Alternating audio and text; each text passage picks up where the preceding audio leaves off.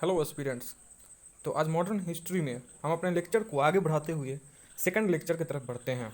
जैसे कि पिछला लेक्चर में हमने देखा था कैसे पुर्तगीज भारत आए, उसके पीछे क्या प्रमुख कारण रही और भारत में उनके द्वारा किए गए कार्य और उसका जो भी परिणाम हुआ उस पर बृहद रूप से चर्चा हुई थी।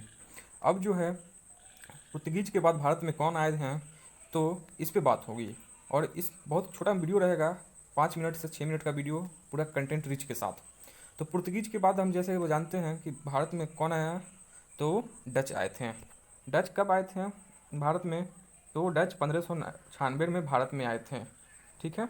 यहाँ पे जैसे कि आप लोग देख रहे होंगे कि कॉर्नेलिस डी हैटमैन पहला डच था जो 1596 में सुमात्रा और बेंटन पहुँचा था। ये सुमात्रा और बेंटन कहाँ है?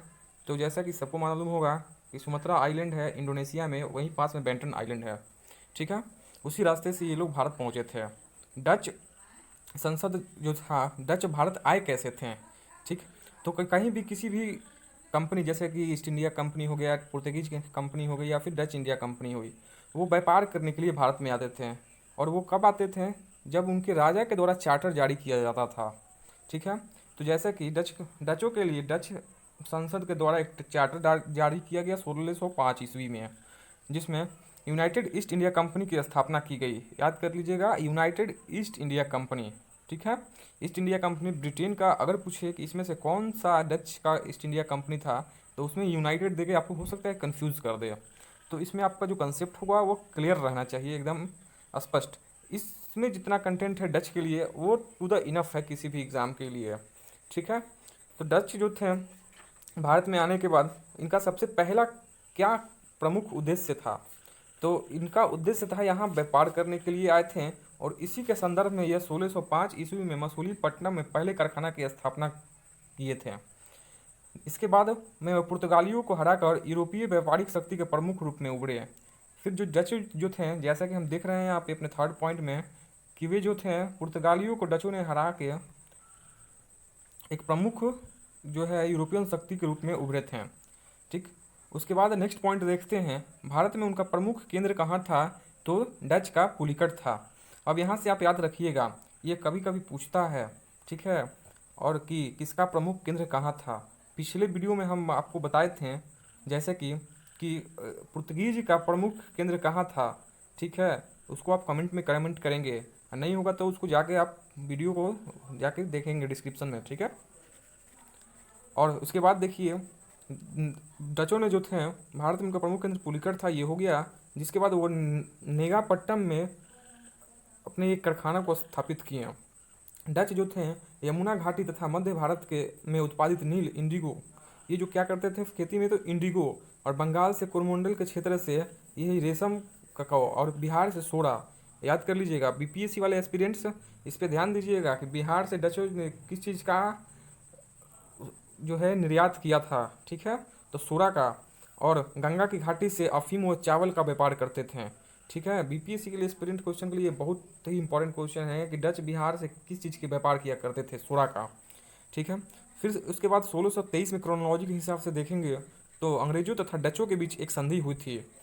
ठीक है। उस संधि के अनुसार डचों तथा अंग्रेजों ने अपने इंडोनेशिया में अपने अधिकार क्षेत्र को दावे को वापस ले लिया था। ठीक है। इस संधि के द्वारा क्या हुआ था, डचों ने भारत में तथा अंग्रेजों ने इंडोनेशिया में अपने अधिकार क्षेत्र के दावे को वापस ले लिया था। इस प्रकार इसका निष्कर्ष क्या निकला कि डच जो थे सो इंडोनेशिया में काफ़ी ज़्यादा बृहद रूप से एक्सपेंड किए, और ब्रिटिश जो थे सो इंडिया में। ठीक है। बढ़ते हैं आगे अपने पॉइंट की तरफ। तो फिर इसके बाद जो भी डेवलपमेंट हुआ डच के कार्यकाल में, इस संदर्भ में अगले जो डेवलपमेंट हुई सो 1650 ईस्वी में हुई। 1650 ईस्वी में अंग्रेज ने एक बड़ी शक्ति के रूप में उभरने लगे भारत में। करीब करीब 70 वर्षों तक अंग्रेजी और डचों के बीच लड़ाई जारी रही, जिसमें डच एक एक करके अपने बस्तियों उपनिवेशों को अंग्रेजों के हाथ में रखते रह गए और उन्हें देते चले गए, यानी कि युद्ध में उनके द्वारा पराजित होते गए। इसका प्रमुख कारण ये था क्योंकि डचों जो थे सो भारत में साम्राज्य विस्तार के लिए कोई दिलचस्पी नहीं रखते थे। वे सिर्फ व्यापार करना चाहते थे और प्रॉफिट लेके बस अपने रास्ते निकलना चाहते थे। उनका मुख्य व्यावसायिक जो था केंद्र जो था सो इंडोनेशिया का स्पाइस द्वीप समूह था। याद कर लीजिएगा, यहाँ से एक ज्योग्राफी का क्वेश्चन आपको बन सकता है।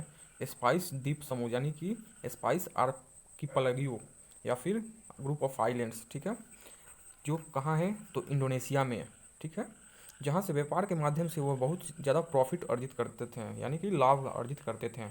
भारत में डचों का जो था पतन का जो कारण बना, तो पतन का कारण में अगर हम देखेंगे तो क्या था, तो एंग्लो डच युद्ध, यानी कि एंग्लो डच वार, जिसमें डचों की हार हुई और उनका ध्यान मलय द्वीप समूह की ओर स्थानांतरित हुआ।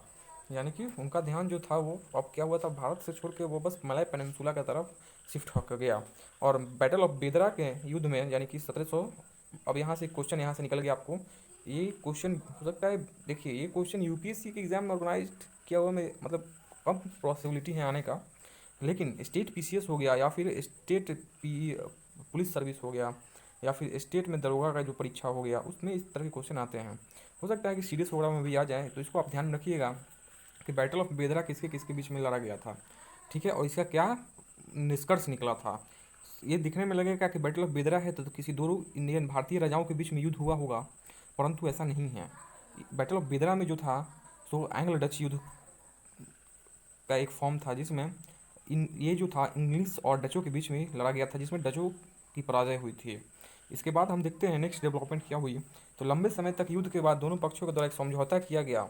उस समझौते के तहत अंग्रेजों के द्वारा इंडोनेशिया से अपने सभी दावों को वापस ले लिया गया और डचों के द्वारा अपने भारत से सभी दावों को वापस ले लिया गया। इस प्रकार अंग्रेजों का इंडोनेशिया में पतन हुआ और उसी समानांतर डचों का भारत में पतन हो गया। ये हो गया डच का बहुत ही संक्षिप्त और काफ़ी ज़्यादा कॉन्साइज वे में एक छोटा सा वीडियो, जो कि आपके किसी भी एग्जाम के लिए काफ़ी इंपॉर्टेंट है।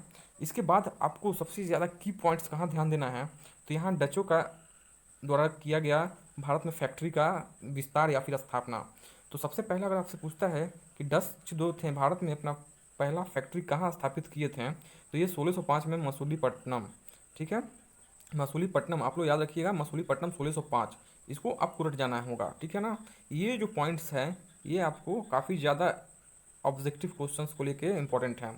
तो 1605 मसूलीपट्टनम, 1610 पुलिकट, 1616 में सूरत और 1641 में बिमलीपट्टनम, 1645 में कड़िकल, 1653 में चिंसूर, फिर उसके बाद कासिम बाजार, बारागुड़ा, पटना, बालासोर, नागपट्टनम 1658 में और कोचिंग 1663 में।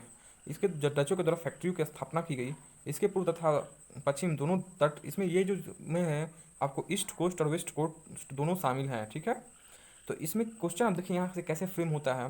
हो सकता है कि आपको क्रोनोलॉजी दे दें तो कोई ज़्यादा का नहीं याद रखना होगा, क्योंकि काफ़ी ज़्यादा रटना का भी जो है कैपेसिटी होता है हम लोग का। तो आपको एक मसूलीपट्टनम याद रखना होगा, एक सूरत याद रखना होगा और एक पुलिकट याद रखना होगा और इसके बाद एक करिकल याद रखना होगा, बस। इससे ज़्यादा की ज़रूरत नहीं पड़ेगी। और एक आप याद रख सकते हैं सबसे अंतिम में कोचिन 1563 में। और इन चारों को एक क्रोनोलॉजी में आप लोग याद कर लीजिएगा, कोई भी ट्रिक बना लीजिएगा, जैसे कोई ट्रिक बना लीजिएगा मसूलीपट्टनम के लिए एम एम कर लीजिएगा, पुलिकट के लिए एम पी कर लीजिएगा, सूरत के लिए एस कर लीजिएगा और करिकल के लिए एम पी एस के कर लीजिएगा, जैसे कि एम पी एस सी की जगह एम पी एस के कर लीजिएगा। और उसके बाद कोचिंग एम पी एस के सी, ठीक। तो ये जब तीन आप निकाल लीजिएगा तो इसमें आप याद कर लीजिएगा कि, या फिर आप इससे अच्छा एक ट्रिक निकाल लीजिए कि एम पी एस ई, जैसे कि आप मध्य प्रदेश सर्विस कमीशन का एग्ज़ाम दे रहे हैं, तो ये है मसूलीपट्टनम हो गया, ये पुलिकट हो गया, यहाँ से 1616 में सूरत हो गया। आपको डेट का नहीं भी याद रहेगा कोई दिक्कत नहीं, क्रोनोलॉजी में ज़्यादा से ज़्यादा आ सकता है, ठीक है। डेट में आपको बस दो याद रखिएगा, मसूलीपट्टनम 1605 और एक कोचिंग 1663। क्रोनोलॉजी देगा उसके लिए ये ट्रिक है एमपीएससी। और इसमें आपको क्या करना होगा, एससी के बीच में बस एक के इनपुट कर देना होगा करिकल, ठीक है। चलिए धन्यवाद। अगर चैनल आपको अच्छा लग रहा है, प्रोग्राम अच्छा लग रहा है, तो चैनल को शेयर करिए, सब्सक्राइब करिए, ठीक है। Thank you very much.